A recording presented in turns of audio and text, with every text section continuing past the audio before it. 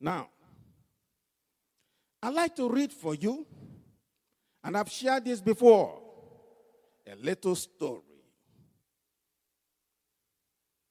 that will exemplify exactly what I'm talking about. Then I'll come to teach you what you need to master money.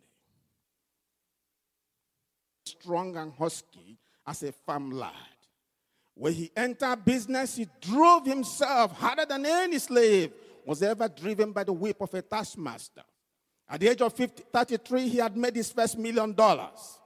By consecrating every waking moment to his work, he controlled at 43 the biggest business in the world.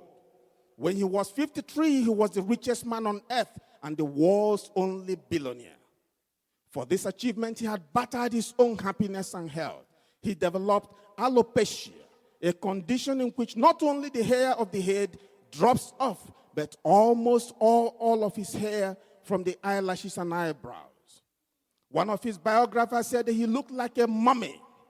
His weekly income was $1 million, but his digestion was so bad that he could not even eat. He could not only eat crackers and milk. Like Scrooge, John D. was as solitary as an oyster. He once confessed that he wanted to be loved, but did not sense that people love only those who emanate affection. Lacking in consideration for others, he had often crushed the helpless into the mire in his lust to make bigger profits. So hated was he in the oil fields of Pennsylvania that the men whom he had pauperized hanged him in an effigy, and he had bodyguards day and night. The mass of wealth he had accumulated gave him neither peace nor happiness. In fact, as he sought to protect and control it, he discovered that he was being smothered by money. He could not sleep.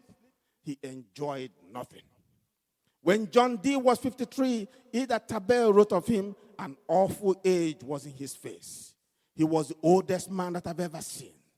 The crackers and milk he glumly swallowed could no longer hold together his skinny body and restless soul.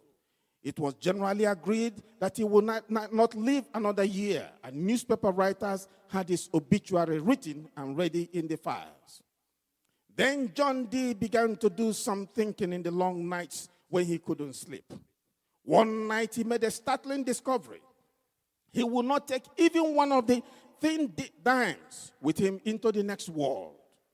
He was a despair and helplessness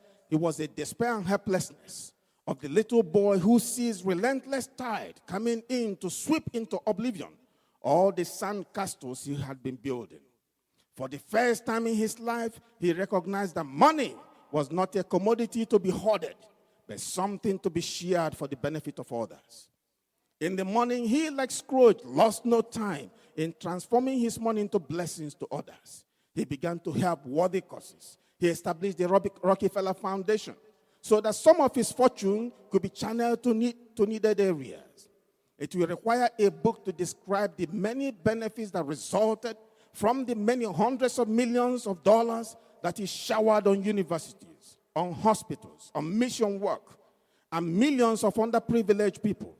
He was the one who helped the South of its greatest economic physical scourge, hookworm.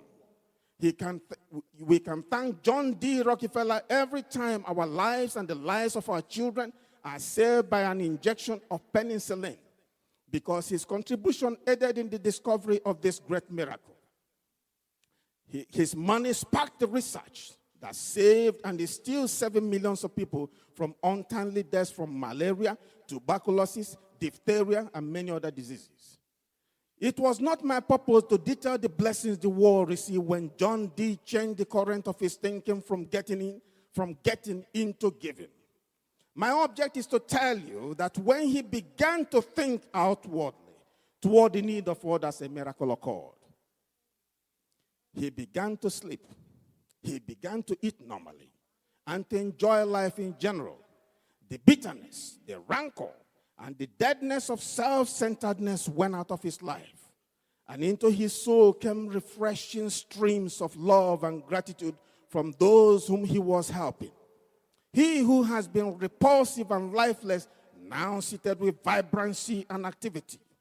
When John D. was 53, it certainly appeared that he would not celebrate another birthday. But he started to practice one of the God's eternal laws, and he reaped his benefits. Give, and it shall be given unto you. Good measure, pressed down, shaken together, running over, shall men give unto your bosom.